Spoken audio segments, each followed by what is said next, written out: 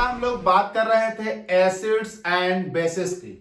और acids and bases में मैं आप लोगों को तीन कॉन्सेप्ट पढ़ा चुका।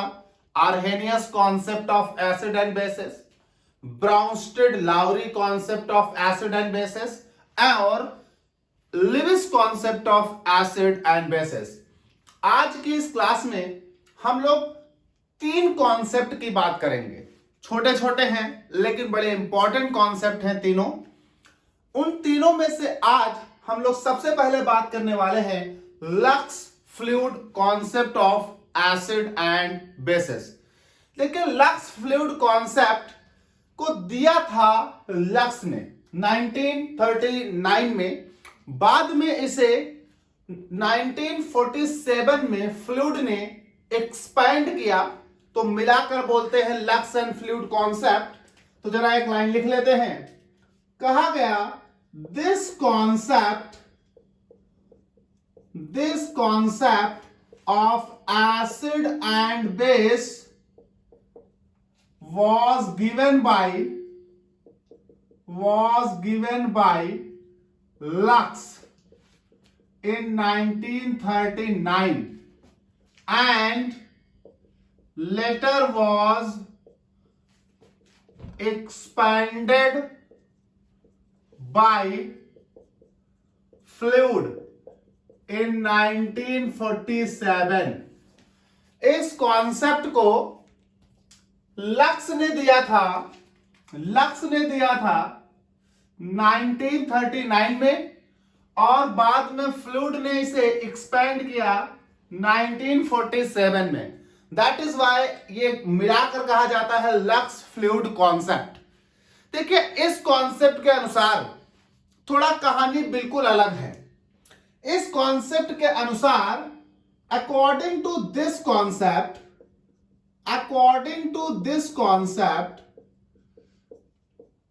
अगर आप एसिड को डिफाइन करें तो इस कॉन्सेप्ट के अनुसार बेटा एसिड वो हैं जो ऑक्साइड आयन एक्सेप्ट करते हों और बेस वो हैं जो ऑक्साइड आयन डोनेट करते हों। ये ऑक्साइड आयन के बेसिस पर कॉन्सेप्ट दिया गया है। तो according to this concept an acid is a substance which accept a oxide ion। Oxide ये होता है O double minus ion. Acid वो सब्सटेंस है जो ऑक्साइड आयन एक्सेप्ट करेगा and a base is a substance which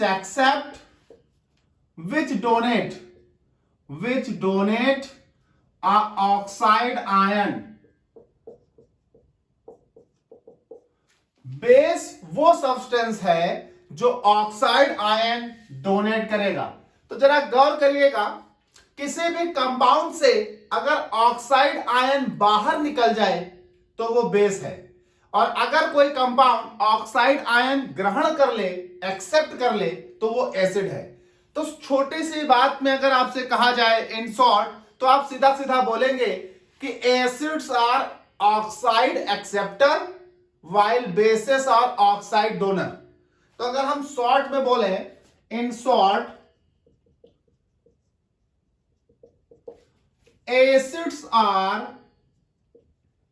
acids are oxide ion acceptor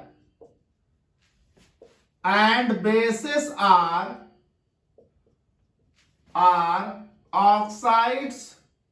oxide ions donor।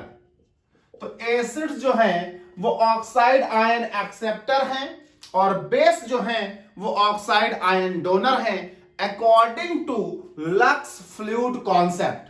For example देखते हैं, कहा गया फॉर एग्जांपल जैसे आपके पास देखिए एक केस है CaO। अगर आप इसे तोड़ेंगे तो CaO टूटेगा Ca double plus O double minus. तो इसने ऑक्साइड आयन रिलीज किया, और अगर CaO ने ऑक्साइड आयन रिलीज किया है तो CaO आपके लिए बेस हुआ। ऐसे ही PbO, अगर आप इसे तोड़ेंगे तो ये बनेगा Pb double plus plus O double minus. इसने ऑक्साइड आयन रिलीज किया। ऐसे ही Na2O, अगर आप इसे तोड़ेंगे तो बनेंगे 2Na plus plus O double minus. तो इसने ऑक्साइड आयन रिलीज किया। तो ये सभी क्या हैं? लक्स फ्लूइड कॉन्सेप्ट के अनुसार बेसिस हैं। तो for example the basis are, ये हो गए, एंड द एसिड्स आर। अगर हम एसिड्स की बात करें तो एसिड वो होते हैं जो ऑक्साइड आयन एक्सेप्ट करते हैं। फॉर एग्जाम्पल आपके पास CO2 है और आपने इसे एक ऑक्साइड आयन दिया, तो आपको मालूम है कि ये कंबाइन करके बना देगा क्या? CO3 double minus. Now CO2 accept a oxide ion to form CO3 double minus and it is called acid according to according to Lux fluid concept। इसी तरह से SO2 को अगर आप एक ऑक्साइड आयन दें तो ये बना देगा SO3 डबल माइनस। ऐसे ही अगर आप SO3 को एक ऑक्साइड आयन दें तो ये बना देगा SO4 डबल माइनस। तो इस अकॉर्डिंग अगर देखें तो CO2, SO2, SO3 ये सभी ऑक्साइड आयन एक्सेप्ट कर रहे हैं। दैट इज वाई ये सब लक्स फ्लूइड एसिड हैं और ये सभी लोग लक्स फ्लूइड बेस हैं। तो लक्स फ्लूइड के अनुसार ऑक्साइड दोगे तो बेस, ऑक्साइड एक्सेप्ट करोगे तो एसिड। तो अगर लक्स फ्लूइड के अनुसार न्यूट्रलाइजेशन की बात की जाए तो यहीं पर बात कर लेते हैं। तो अगर हम इसके अकॉर्डिंग न्यूट्रलाइजेशन की बात करें तो कहा गया according to Lux fluid concept on neutralization reaction is that according to Lux fluid concept a neutralization reaction is that जिसमें एक ऑक्साइड डोनर एक ऑक्साइड एक्सेप्टर से रिएक्शन करे, यानी लक्स के अनुसार एक एसिड एक बेस से रिएक्शन करे, is that in which a oxide donor मतलब base react with oxide acceptor मतलब एसिड to form salt। एक ऑक्साइड डोनर एक ऑक्साइड एक्सेप्टर से रिएक्ट करे और सॉल्ट बनाए, वो कहलाएगी इनके अनुसार न्यूट्रलाइजेशन। तो एग्जांपल के तौर पर यहां से एक ले लेते हैं, यहां से एक ले लेते हैं, तो ये हो गया CaO plus CO2। Now react हुआ, बना दिया CaCO3। अगर आप CaCO3 को तोड़ोगे तो ये निकलेगा Ca डबल प्लस और CO3 डबल माइनस। नाउ इसने ऑक्साइड दिया, इसने ऑक्साइड लिया, तो ये हो गया बेस, ये हो गया एसिड और ये आपके पास बन गया सॉल्ट। वैसे ही कोई और ले लीजिए, मान लीजिए हमने Na2O ले लिया, रिएक्शन करा दी SO3 से, तो ये मेरे पास हो गया Na2O, रिएक्शन करा दी SO3 से। नाउ ऑक्साइड निकला, यहां गया, तो ये बना Na2SO4। ये आपके पास हो गया सॉल्ट, ये आपके पास ऑक्साइड डोनर है, तो ये आपके पास बेस और ये ऑक्साइड एक्सेप्टर है, तो ये आपके पास एसिड। यहां अगर आप देखेंगे तो ये हो जाएगा तुम्हारे पास 2Na+, इसने ऑक्साइड डोनेट किया तो ये Na+ बचे और ऑक्साइड O डबल माइनस यहां चला गया, तो ये मेरे पास हो गया SO4 डबल माइनस। तो जरा देखिए, ये ऑक्साइड एक्सेप्टर है और ये ऑक्साइड डोनर है। तो इस तरह से लक्स फ्लूइड कॉन्सेप्ट के अकॉर्डिंग ऑक्साइड डोनर हो गए बेस और ऑक्साइड एक्सेप्टर हो गए एसिड्स। यहां पर एक बात और ध्यान रखनी है कि लक्स फ्लूइड कॉन्सेप्ट के अनुसार oxide donor base acceptor acid, लेकिन कुछ लोग ऐसे भी होते हैं इस कॉन्सेप्ट में जो ऑक्साइड दे भी सकते हैं ऑक्साइड ले भी सकते हैं, यानी डुअल कैरेक्टर शो करते हैं। तो अगर इस कॉन्सेप्ट के अनुसार कोई डुअल कैरेक्टर शो करेगा तो वो क्या कहलाएगा? तो कहा गया कि इस कॉन्सेप्ट के अनुसार अगर कोई डुअल कैरेक्टर शो कर रहा है तो वो कहलाएगा एम्फोटेरिक। तो अगली बात आती है कि अगर इस कॉन्सेप्ट के अनुसार कोई डुअल कैरेक्टर है तो वो एम्फोटेरिक कहलाएगा। तो जरा देख लीजिए, कहा गया according to this concept a substance which have dual character, that is behave as a oxide donor, that is behave as a oxide donor as well as acceptor.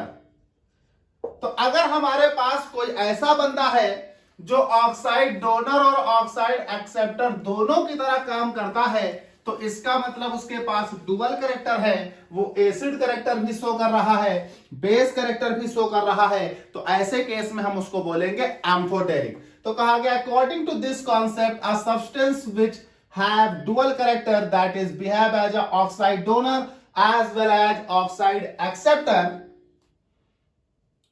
it is called amphoteric substance। तो आप उसे amphoteric substance कहेंगे। इसका best example जानते हैं, इसका best example यहां पर है ZnO एम्फोटेरिक है। जैसे अगर आप देखें तो ZnA ऑक्साइड रिलीज भी कर सकता है, यह बनाएगा दिस, और ZnO ऑक्साइड एक्सेप्ट भी कर सकता है, जिंकेट आयन बना देता है ZnO2 डबल माइनस। तो यह हमारे पास ऑक्साइड रिलीज कर रहा है जब, देन इट इज बेस। यहां ऑक्साइड एक्सेप्ट कर रहा है, देन इट इज एसिड। यह आपका बना रहा है जिंकेट आयन। अब यहां पर रिलीज, यहां पर एक्सेप्ट, मतलब एसिड बेस दोनों कैरेक्टर, तो यह आपके पास क्या हो गया? एम्फोटेरिक। तो लक्स फ्लूइड कॉन्सेप्ट के अनुसार अगर कोई सब्सटेंस ऐसा आपको दिखाई पड़ता है जो ऑक्साइड आयन रिलीज भी करता है और ऑक्साइड आयन एक्सेप्ट भी करता है, तो ऐसे केसेस में वो कहलाएगा एम्फोटेरिक, क्योंकि उसके पास डुअल कैरेक्टर है। साथ ही साथ यहां एक बात ध्यान रखिएगा, lux fluid concept originally oxide ion के लिए दी गई थी, लेकिन बाद में इसे मॉडिफाई करके सल्फाइड और हैलाइड आयंस पर भी अप्लाई किया गया।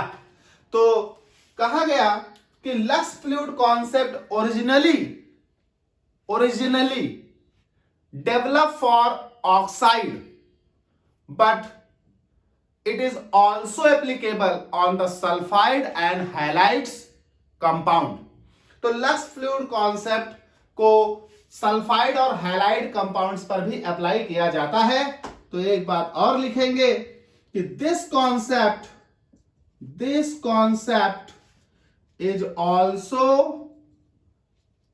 Applicable on sulphides and halides as same as oxides। जिस तरह से ऑक्साइड पर इस कॉन्सेप्ट को अप्लाई किया है आपने, उसी तरह से इस कॉन्सेप्ट को हैलाइड और सल्फाइड पर भी अप्लाई किया जाएगा।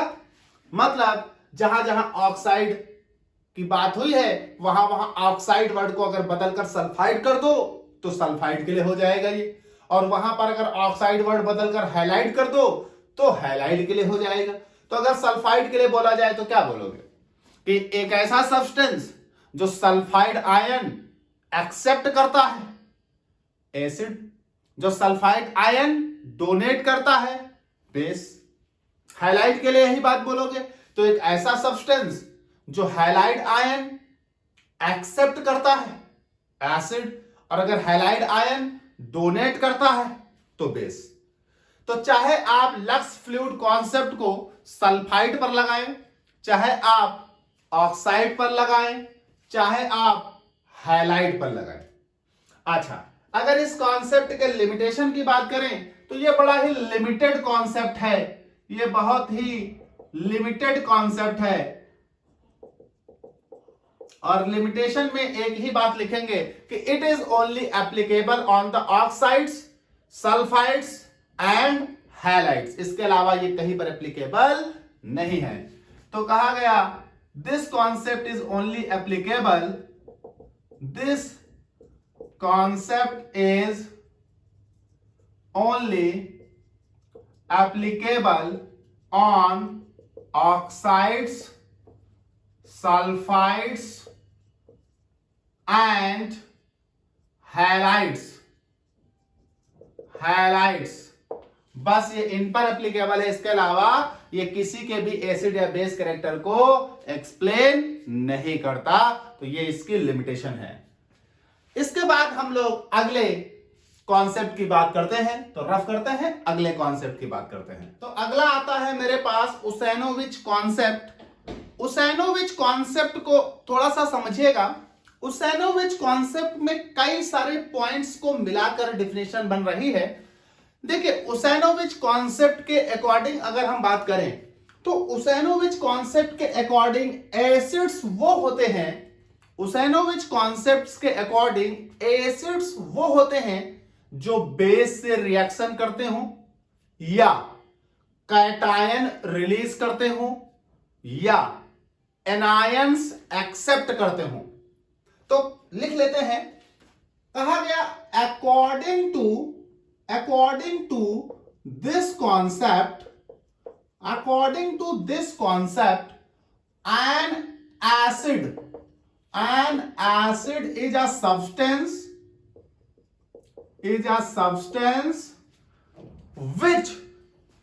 which देखिए तीन बातें, which पहला react with base, दूसरा release cations, या तीसरा accept anions। तो according to this concept, an acid is a substance which react with base or release cations or accept anions। Acid वो सब्सटेंस है जो आपके पास या तो एनायन एक्सेप्ट कर रहे हो, या कैटायन रिलीज कर रहे हो, या सीधे सीधे आप बोल दीजिए कि बेस से रिएक्शन कर रहे हो। तो according to Usanovich concept, an acid is a substance which react with base और रिलीज कैटायन और एक्सेप्ट एनायन। इसी तरह से अगर हम बेस के लिए बोलें तो नई लाइन से अगर हम बेस के लिए बोलें तो कहा गया similarly a base is a substance which react with acids or release anions or accept cations। तो हमारे पास बेस वो सब्सटेंस है जो क्या कर रहा हो, या तो एसिड से रिएक्शन कर रहा हो, या एनायंस रिलीज कर रहा हो या कैटायंस एक्सेप्ट कर रहा हो, तो ऐसे केसेस को हम बोलेंगे बेस। तो सिंपल है, थोड़ा सा ध्यान देना है। उसाइनोविच कॉन्सेप्ट के अकॉर्डिंग एसिड हर वो बंदा होगा जो बेस से रिएक्ट कर रहा होगा या कैटायन रिलीज कर रहा होगा या एनायन एक्सेप्ट कर रहा होगा। उसी तरह से बेस हर वो सब्सटेंस होगा जो एसिड से रिएक्शन कर रहा होगा या एनायन रिलीज कर रहा होगा या कैटायन एक्सेप्ट कर रहा होगा। अगर हम इसे एक वर्ड में बोलें, दूसरे शब्दों में अगर हम इसे बोलें, तो कहा गया इन अदर वर्ड्स, अगर हम दूसरे शब्दों में इस कॉन्सेप्ट को डिफाइन करें तो in other words N acid is, देखिए कह रहा है रिलीज कैटायन, कह रहा है एक्सेप्ट एनायन। एक्सेप्ट एनायन मतलब एनायन लो, एनायन लो। तो अगर कोई बंदा एनायन लेता है मतलब इलेक्ट्रॉन लेता है, इलेक्ट्रॉन लेता है तो अपने आप को रिड्यूस करेगा, अपने आप को रिड्यूस करेगा, इसका मतलब वो सीधा सीधा ऑक्सीडाइजिंग एजेंट है। तो कहा गया an acid is a oxidising agent and a base is a reducing agent।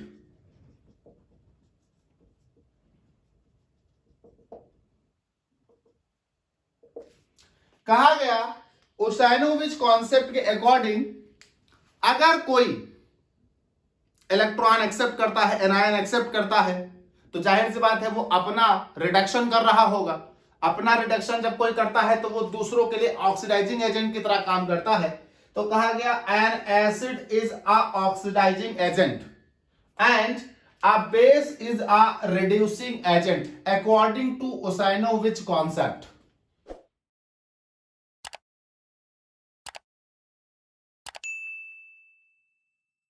यहां पर कोई एग्जांपल लेते हैं। फॉर एग्जांपल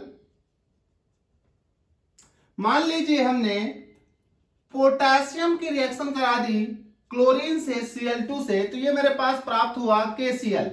तो पोटेशियम की रिएक्शन करा दी क्लोरीन से, तो ये मेरे पास प्राप्त हुआ KCl। जरा इस रिएक्शन को देखिए तो पोटेशियम की ऑक्सीडेशन स्टेट यहां 0 और यहां पर पोटेशियम की ऑक्सीडेशन स्टेट +1, यानी पोटेशियम क्या हुआ 0 से +1 बना है। पोटेशियम क्या हुआ 0 से +1 बना है, यानी पोटेशियम का ऑक्सीडेशन हुआ। और अगर पोटेशियम का ऑक्सीडेशन हुआ तो बेटा पोटेशियम क्या होगा रिड्यूसिंग एजेंट होगा, क्योंकि अगर पोटेशियम का ऑक्सीडेशन हुआ तो उसने खुद का ऑक्सीडेशन किया तो दूसरों का क्या करेगा रिडक्शन करेगा। तो इसका ऑक्सीडेशन हुआ, इसका मतलब पोटेशियम है रिड्यूसिंग एजेंट। ऐसे ही अगर आप Cl को देखें तो Cl का यहां ऑक्सीडेशन स्टेट 0 और यहां पर ऑक्सीडेशन स्टेट -1, यानी Cl के केस में क्या हुआ बेटा, Cl के केस में 0 से -1, यानी Cl का क्या हुआ रिडक्शन हुआ। और अगर Cl का रिडक्शन हुआ तो बेटा Cl क्या हो गया ऑक्सीडाइजिंग एजेंट, ऑक्सीडाइजिंग एजेंट। आप जरा गौर करिए कि जब हमारे पास ऑक्सीडाइजिंग एजेंट है यहां आ जाओ एसिड, जो रिड्यूसिंग एजेंट है यहां आ जाओ बेस। तो उसाइनोविच कॉन्सेप्ट के अकॉर्डिंग अगर कोई ऑक्सीडाइजिंग एजेंट है तो वो एसिड है और अगर कोई रिड्यूसिंग एजेंट है तो वो बेस है। तो नेक्स्ट हम लोग अगले कॉन्सेप्ट की बात करते हैं, सॉल्वेंट सिस्टम कॉन्सेप्ट। तो बेटा नेक्स्ट कॉन्सेप्ट है हमारा सॉल्वेंट सिस्टम कॉन्सेप्ट। और सॉल्वेंट सिस्टम कॉन्सेप्ट एक बहुत ही इंपॉर्टेंट और वाइड रेंज ऑफ एप्लीकेशन है। बहुत सारे सॉल्वेंट्स पर हम इसे इस्तेमाल कर सकते हैं। इस कॉन्सेप्ट को 1928 में कैटी और इस्ले ने दिया, इसलिए हम इसे कैटी इस्ले कॉन्सेप्ट भी कहते हैं। तो इससे पहले हम कॉन्सेप्ट को स्टार्ट करें, डिस्क्राइब करें, हम एक लाइन आपके लिए लिख देते हैं कि this concept was given by this concept of acid and basis, acids and bases was given by Caddy and Ishley in 1928 and hence it is also known as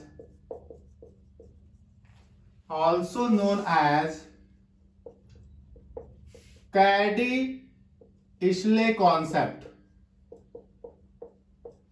चलिए बेटा, इस कॉन्सेप्ट के अकॉर्डिंग जितने भी आयनिक या आप कह लीजिए कि पोलर सॉल्वेंट होते हैं, वो सभी पोलर सॉल्वेंट ऑटो आयोनाइजेशन में जाते हैं। और ऑटो आयोनाइजेशन मतलब सेल्फ आयोनाइजेशन, और सेल्फ आयोनाइजेशन के बाद अपने कैरेक्टरिस्टिक कैटायंस और एनायंस बनाते हैं। आप जिस सब्सटेंस को जानना चाहते हो कि वो एसिड है या बेस है, उस सब्सटेंस को आप सॉल्वेंट में घोलो। अगर वो सब्सटेंस सॉल्वेंट में घोलने पर उस सॉल्वेंट का जो कैटायन है उसकी कंसंट्रेशन बढ़ा रहा है, तो वो सब्सटेंस जो आपने घोला है वो एसिड है। और अगर वो सब्सटेंस उस सॉल्वेंट के एनायन की कंसंट्रेशन को बढ़ा रहा है, तो आपने जो सब्सटेंस घोला है वो बेस है उस सॉल्वेंट में। अगर वो सब्सटेंस उसके कैटायन एनायन दोनों की कंसंट्रेशन को बढ़ा नहीं रहा, तो इसका मतलब वो सब्सटेंस उस सॉल्वेंट में ना एसिड है ना बेस है। क्या बात बताइए आप। इसका मतलब कोई भी सब्सटेंस अलग अलग सॉल्वेंट में अलग अलग कैरेक्टर शो कर सकता है। डिपेंड करेगा कि वो सब्सटेंस उस सॉल्वेंट के अकॉर्डिंग उसकी कौन सी कंसंट्रेशन बढ़ा रहा है। बड़ा डिटेल में एक्सप्लेन करूंगा, थोड़ा लिखते जाएंगे। पूरे जब एग्जांपल आएंगे आपके सामने तो पूरा कॉन्सेप्ट आपको सामने पानी की तरह साफ हो जाएगा। तो अगर हम इस कॉन्सेप्ट को जरा डिफाइन करें, तो इस कॉन्सेप्ट के अकॉर्डिंग कहा गया कि एक सब्सटेंस एसिड कहलाएगा अगर वो सब्सटेंस सॉल्वेंट में जाने पर उस सॉल्वेंट का कैटायन इंक्रीज कर रहा हो, और वो सब्सटेंस बेस कहलाएगा अगर वो सब्सटेंस सॉल्वेंट में जाने पर उस सॉल्वेंट का एनायन इंक्रीज कर रहा हो। तो जरा डिफाइन करते हैं। कहा गया according to this concept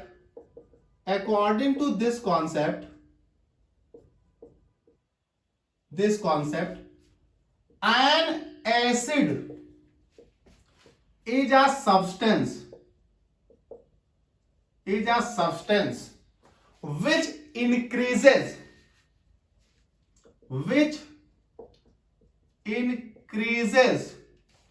the concentration of cations of the solvent. An acid is a substance which increases the concentration of cations of the solvent either by direct dissociation or by interaction with solvent। अभी आप समझ जाएंगे इन बातों को जब मैं reactions लिखूंगा। Solvent एक एसिड वो सब्सटेंस है जो सॉल्वेंट के कैटायंस की कंसंट्रेशन को बढ़ाए, चाहे वो एसिड खुद टूटकर सॉल्वेंट की कंसंट्रेशन में कैटायन की कंसंट्रेशन को बढ़ा रहा हो, चाहे वो सॉल्वेंट से इंटरैक्ट करके उसके कैटायन की कंसंट्रेशन बढ़ा रहा हो। तो अगर कोई सब्सटेंस किसी सॉल्वेंट में डाला और उस सॉल्वेंट में डालते ही उस सॉल्वेंट में कैटायन की कंसंट्रेशन बढ़ाए, चाहे खुद टूटकर चाहे सॉल्वेंट के साथ इंटरेक्शन करके, तो वो सब्सटेंस एसिड है। इसी तरह से अ base is a substance which increases the concentration of anions of solvent either by direct dissociation or by interaction with solvent. इसी तरह से कोई सब्सटेंस बेस कहलाएगा अगर वो किसी सॉल्वेंट में डाला जाए और उस सॉल्वेंट के एनायंस की कंसंट्रेशन को बढ़ाए, चाहे वो बंदा खुद टूटकर एनायन की कंसंट्रेशन को बढ़ाए, चाहे वो सॉल्वेंट के साथ इंटरैक्ट करके एनायन की कंसंट्रेशन को बढ़ाए। अगर वो इन दोनों में से कोई काम कर रहा है तो वो कुल मिलाकर एनायन की कंसंट्रेशन को बढ़ाएगा, और अगर वो एनायन की कंसंट्रेशन को बढ़ाएगा तो वो कहलाएगा बेस। अब यहां पर हम लोग कुछ सॉल्वेंट्स की जरा ऑटो आयनाइजेशन देख लेते हैं ताकि हमें पता चल जाए कि उनके एनायन या कैटायन क्या है।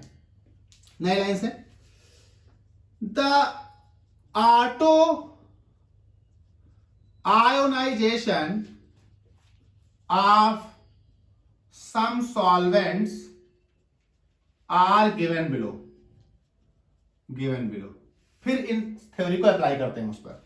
देखिए, जैसे वाटर है, वाटर का अगर आपको ऑटो आयनाइजेशन करना है तो दो वाटर मॉलिक्यूल आपस में रिएक्ट करके जनरेट करते हैं कैटायन H3O+ और एनायन OH-। वैसे मान लीजिए आपका सॉल्वेंट अमोनिया है तो दो अमोनिया के मॉलिक्यूल आपस में रिएक्ट करके ऑटो आयनाइजेशन करके जनरेट करते हैं NH4+ NH2 सिंगल-। मान लीजिए आपका सॉल्वेंट लिक्विड SO2 है तो दो SO2 मॉलिक्यूल आपस में रिएक्ट करके जनरेट करते हैं SO++ और SO3 -। तो ये हो गए सॉल्वेंट के कैटायन, ये हो गए सॉल्वेंट के एनायन, ये आपका ऑटो आयनाइजेशन लिखा है। अब मान लीजिए इस थ्योरी को हम अप्लाई करते हैं तो मान लीजिए हमारे पास कोई भी सब्सटेंस है और उस सब्सटेंस को हम घोल रहे हैं तो हम किसी ना किसी सॉल्वेंट में घोलेंगे, और मान लीजिए उस सब्सटेंस को हम घोल रहे हैं, सबसे पहले हम एक्वस मीडियम ले लेते हैं। मान लीजिए उस सब्सटेंस को हम एक्वस मीडियम में घोल रहे हैं, तो जब हम एक्वस मीडियम में घोलेंगे तो एक्वस मीडियम के लिए कैटायन कौन H3O+, एनायन कौन OH-। तो अगर वो सब्सटेंस एक्वस मीडियम में घोलने पर इनकी कंसंट्रेशन बढ़ाएगा तो वो एसिड, और इनकी कंसंट्रेशन बढ़ाएगा तो वो बेस, और अगर इन दोनों में से किसी की ना बढ़ाया तो इसका मतलब वाटर के मीडियम में ना वो एसिड है ना वो बेस है। गुड, चला देख लेते हैं। नोट करते जाइएगा भाई सब, ये नोट्स करते जाइएगा, नोट्स बनते जाएंगे। चलिए, तो जरा एग्जांपल ले लेते हैं। कहा गया फॉर एग्जांपल, हम सबसे पहले एक्वस मीडियम की बात करते हैं। इन एक्वस मीडियम हम वाटर एज अ सॉल्वेंट ले रहे हैं। अब कोई भी सब्सटेंस आप लेकर आओ, मान लो मैं सब्सटेंस लेकर आया HCl, तो HCl को तुमने कहां डाला? वाटर में डाला। तो जब HCl को वाटर में डालोगे तो HCl टूटेगा, और जब HCl टूटेगा तो जैसे ही HCl वाटर में डाला HCl टूटा, ये हो गया सॉल्वेंट तुम्हारा।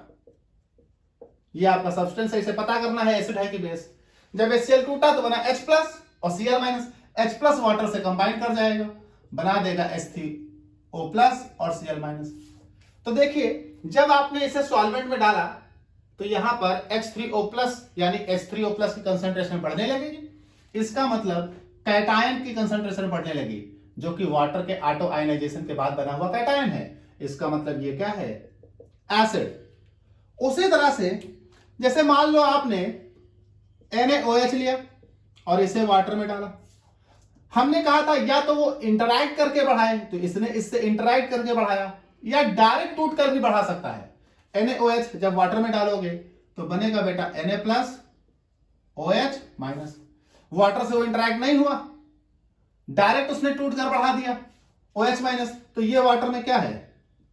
बेस है। वैसे ही कोई भी सब्सटेंस अगर आप सॉल्वेंट में डालिए और उस सॉल्वेंट के अकॉर्डिंग वो काम कर रहा हो, देन गुड। वैसे ही मान लीजिए आपने इसमें NH4Cl डाल दिया, वाटर में। तो जैसे आपने NH4Cl वाटर में डाला, आपको क्या मिलेगा? NH4 प्लस और Cl माइनस और वाटर का वाटर रह जाएगा। अब जरा गौर करिए, जैसे आपने NH4 प्लस Cl माइनस और वाटर, तो ना यहां पर आपके पास H3O प्लस बढ़ा, ना आपके पास OH माइनस बढ़ा। इसका मतलब ये सब्सटेंस जब वाटर में डाला तो इसमें से कैटायन या एनायन में से कोई राइज नहीं हुआ। इसका मतलब हम इसे एक्वस मीडियम यानी वाटर में डिफाइन नहीं कर सकते कि एसिड है कि बेस है। हम किसी भी सॉल्वेंट में उन्हीं लोगों को एसिड बेस डिफाइन कर सकते हैं सॉल्वेंट सिस्टम के अकॉर्डिंग, जो उस सॉल्वेंट में आने पर उस सॉल्वेंट के कैटायन या एनायन में से किसी एक में चेंज करते हो। तो अगर कैटायन की कंसंट्रेशन में इंक्रीज कर रहे हैं तो एसिड, और एनायन की कंसंट्रेशन में इंक्रीज कर रहे हैं तो बेस। ऐसे ही मान लीजिए हमारे पास इन NH3 मीडियम, मान लीजिए हमारे पास NH3 एज अ मीडियम है। अब ऐसे केस में अगर हम NH4Cl यहां डालेंगे तो हमारे लिए बड़ा बेहतर है। जैसे हम NH4Cl को इस सॉल्वेंट में डालेंगे, तुरंत ये टूटेगा और टूटने के बाद बनाएगा NH4 प्लस और Cl माइनस। इसके डिसोसिएशन से बना NH4 plus. NH4 plus ammonia का कैटायन है, दैट इज व्हाई ये इस मीडियम में एसिड है। वैसे ही मान लीजिए अगर हम NH2 ले लें, NH2, और इसे जब अमोनिया के मीडियम में डालेंगे, इस सॉल्वेंट में डालेंगे, तो इस सॉल्वेंट में आकर ये बनाएगा Na प्लस और NH2 minus.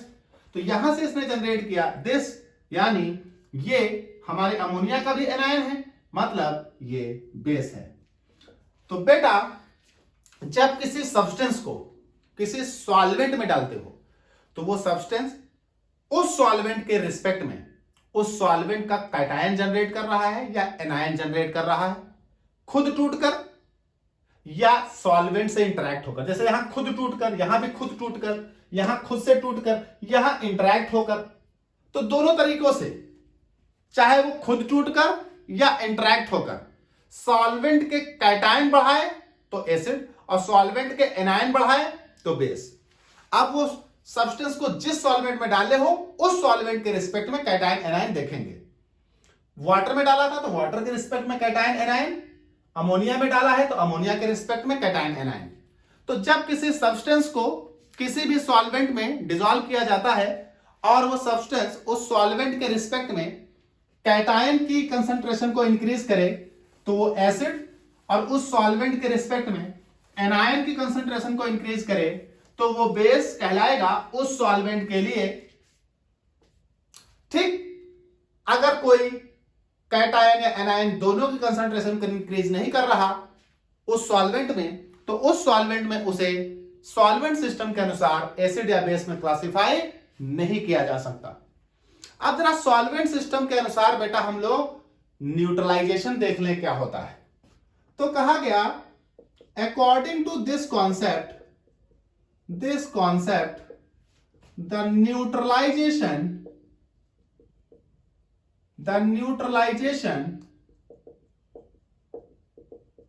reaction is that in which acids and base react together to form salt and solvent। Salt बनाए और सॉल्वेंट बनाए। फॉर एग्जाम्पल मान लीजिए एक्वस मीडियम है, इन एक्वस मीडियम, तो बेटा एक्वस मीडियम है तो कोई ऐसा एसिड लाइए जो एक्वस मीडियम में एसिड की तरह बिहेव करता हो। तो देखिए HCl एक्वस मीडियम में एसिड था, NaOH एक्वस मीडियम में बेस था। तो जब इस एक्वस एसिड को इस एक्वस बेस से रिएक्ट कराओगे तो NaCl बना देगा NaCl और दिस इज वाटर। तो ये हो गया सॉल्ट और ये हो गया सॉल्वेंट। तो एक्वस मीडियम में जो लोग एसिड हैं, एक्वस मीडियम में जो लोग बेस हैं, अगर उनकी आपस में रिएक्शन कराओगे तो एसिड और बेस रिएक्ट करके बनाएंगे सॉल्ट और साथ ही साथ बना देंगे सॉल्वेंट। अच्छा मान लीजिए हमारा मीडियम कोई दूसरा होता, मान लीजिए इन NH3 मीडियम, तो NH3 मीडियम में आपको सबसे पहले यह ध्यान रखना होगा कि NH3 मीडियम में जो लोग एसिड है उन्हें और NH3 मीडियम में जो लोग बेस है उनकी रिएक्शन कराओ। तो NH3 मीडियम में अभी एक एसिड लिखा था NH4Cl और NH3 मीडियम में ही अभी एक बेस लिखा था NaNH2। अब जब इन दोनों की रिएक्शन कराएंगे तो ये बनाएंगे NaCl और NH4 और NH2 ये मिलकर बना देंगे 2NH3। तो ये हो गया देखिए सॉल्ट और ये हो गया सॉल्वेंट। तो ये this is behave like acid, this is behave like base in NH3 medium और ये हो जाएगा neutralization in the NH3 medium. तो according to solvent system concept, neutralization is the reaction between the acid and base to form salt and water in a particular solvent. उस solvent में, जिस solvent में आपने रिएक्शन कराई है, उस solvent में एसिड और उस सॉल्वेंट में बेस जो लोग बिहेव कर रहे हैं उनकी रिएक्शन करा दो, आपस में बना देंगे वो सॉल्ट और वही सॉल्वेंट जिसमें आपने रिएक्शन कराई है।